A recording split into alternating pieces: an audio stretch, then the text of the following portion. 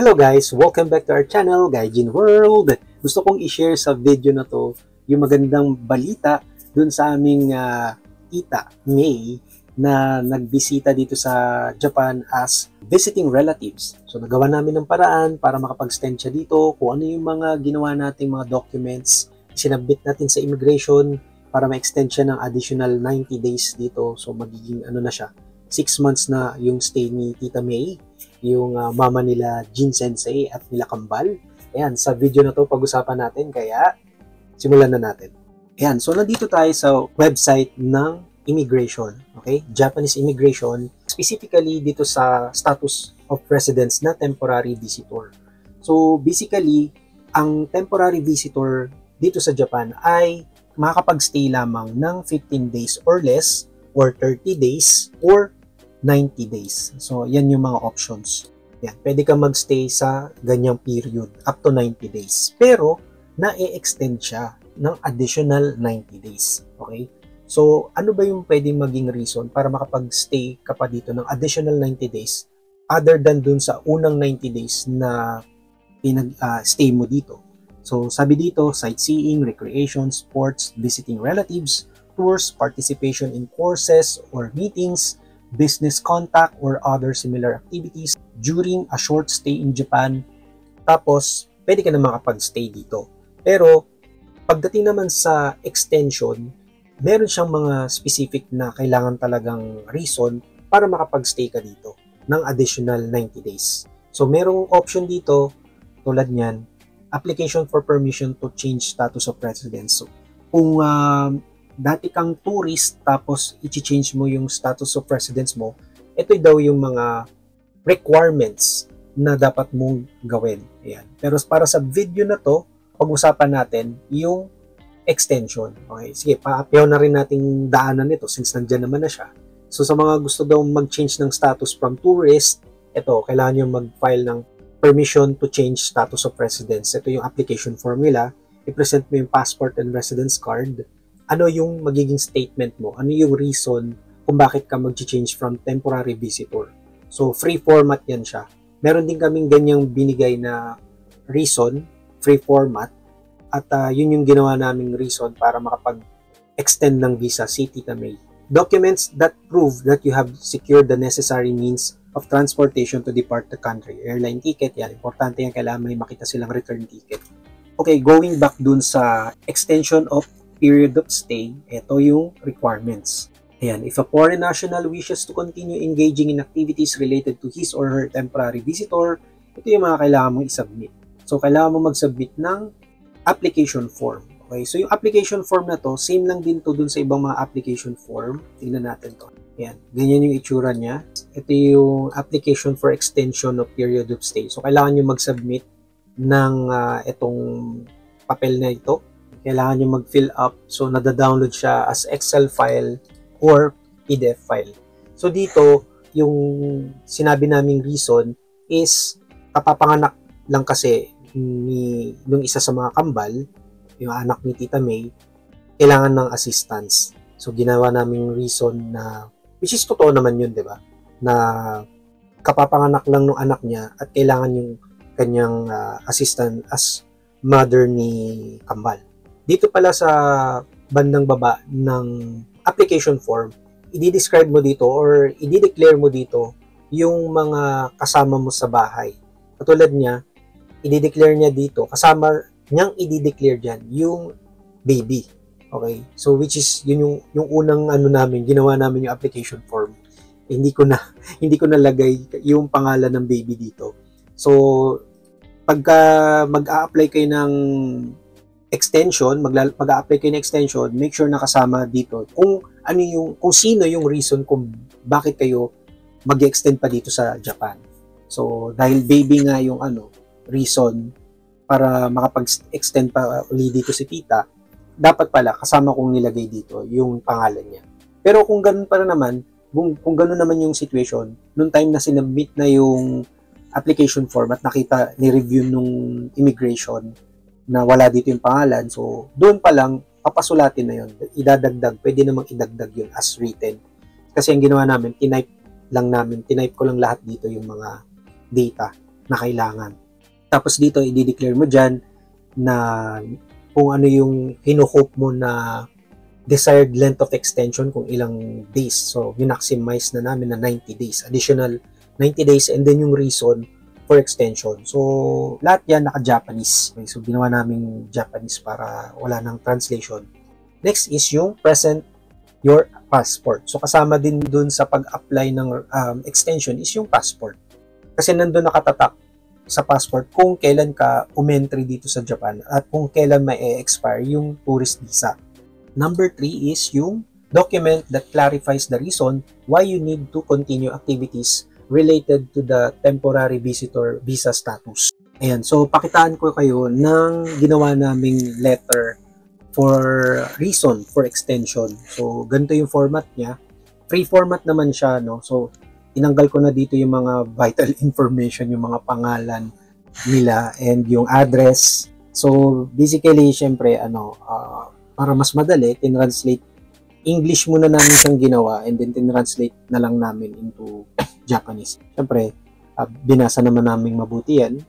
Nakalagay dito sa taas kung kanino naka-address, kung kailan mo siya ginawa, kanino mo siya isasubmit. So, nag-submit kami sa Gifu branch, Nagoya Immigration, pero Gifu branch. Okay? Tapos, ayan, sinabi namin dito, 1 page lang to, in-explain ko dito na, ayan, sabi ko, tanto siya sama, watashi no namae wa, blank no desu. Ayan, Gifu ka nishi ni sundeiru Nihonjin desu. Kyo, watashi no taisetsu na haha. O, diba? Medyo ginawa ko as in, talagang kailangan na, yung may emotion, di ba? So, ito yung kanyang visa ni tita. Ayan. So, kumbaga dito sa letter na to, ina-explain lang namin na kakapanganak lang ni Kambal and kailangan ng help, di ba? Kasi nakastop siya currently sa work niya. Then yun yung magiging format in case na gagawa kayo ng letter for reason of extension. Yan, ganyan nyo din gagawin. So, yun na nga, magpasa kayo ng document that clarifies the reason why you need to continue activities related to the temporary visitor visa status. For example, if the reason is medical treatment, please submit a medical certificate. So, iba-ibang case naman kung ano yung magiging reason na depende doon sa situation. Number 4 is document explaining your activities since entering Japan up to the present, free format. So, yung first na attempt na mag-travel si tita dito ng tourist visa, yung first 90 days niya, gumawa rin kami ng ganitong format, yung kanyang itinerary. So, ito yung tinatawag na itinerary. Pwede kayong mag-submit.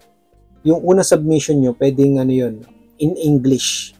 Pero since extension na tong ginawa namin, gumawa ako ng itinerary niya in Japanese. Okay? So, tinranslate ko na lang din siya in Japanese. So, ganyan yung magiging format niya. Kung kayo ay, importante to guys, hinahanap to, yung reason for extension at itong itinerary here in Japan. Yung during the 90-day period of stay, yung extension niya na yun, ano yung gagawin niya for the next 90 days. So, in-explain namin dito since ang aming reason for her to stay here for 90 days is to take care of Kambal's son, yan, yung newly born son, is para mag-alaga. So, in-explain namin yun dito na most of the time, siya yung mag-aalaga dun sa bata. So, nakalagay din dito yung mga dates hanggang dun sa time na uuwi na siya ng Philippines. Kailangan nakalagay din dito kung kailan yung target date ng pag-uwi sa Pilipinas. So, yung ganyan yung format. So, yun yung number 4, document explaining your activities since entering Japan up to the present. Free format. Please be specific. The next is yung documents certifying that you can cover the expenses during your stay and the means or expenses for leaving the country. So, for example, magsasabit kayo ng bank statement or return flight ticket. Kung sino yung sponsor or yung guarantor ni tita dito, siya yung magpo-provide nitong mga bank statement or return flight ticket. Pero kailangan din niyo mag-submit ng hihinanap nila yung tax, okay, yung Nozei Shomeisho or yung Kazei Shomeisho. Hindi siya or pala. Both ninyong ipoprovide yan nung sponsor. Nozei Shomeisho at yung Kazei Shomeisho. So, yung dalawang yan na kukuha yan sa City Hall kung saan kayo nakatira, sa tax division nila. So, magre-request kayo niyan. Pwede din ninyong, na-try ko rin kumuha ng latest copy ng Kazei Shomeisho at Nozei Shomeisho sa convenience store. Okay, pwede kayo, kung meron kayong My Number Card, punta kayo ng convenience store, merong machine doon, kung Family Mart man yan or Lawson, gamitin nyo yung My Number Card niyo para makapag-request kayo doon ng Juminhyo, yung residence certificate, mag-submit na rin kayo niyan, tapos yung Kazei Shomeisho at saka Nozei Shomeisho. Nada-download yan, pwede nyo bilhin yan doon sa convenience store, doon sa kanilang machine. Okay? Pero yung Kazei Shomeisho ata, may time lang siya na pwede kang mag-download doon or bumili through their machine ng until 5 PM lang ata. So, pagkakaalala ko. So, yan. I-verify niyo yan, guys, dun sa mga gustong kumuha. Yung mga walang time pumunta ng City Hall at kailangan ng document ng Kazei Shomeisho, Nozei Shomeisho sa convenience store dun sa machine kung saan yung meron silang printing na machine. Meron din sila mga other services doon na pwede kayong mag-download ng mga government documents. And 300 yen ata yung per paper. Ayan, so sabi dito, if someone other than the applicants submits the application documents, please see this page for information who can submit application documents. So, mas maganda kung sino yung sponsor at sino yung mag-extend, dapat magkasama yan. So, sa case naman ni Tita May, tsaka ni Kambal, sila yung nagpunta dun sa immigration kasama si Baby. Kasi siya yung reason kung bakit mag-i-stay si Tita dito na mas matagal pa. So, ayan na nga, ang magandang balita ay na-approve, na-extend si Tita May ng additional 90 days dito sa Japan. So, makakapag-stay siya dito until May. O, diba? Tita May hanggang May. So, I hope nagustuhan niyo itong video na to. Kung may mga questions kayo, yeah, try nyong mag-comment sa comment section, like, share, and subscribe.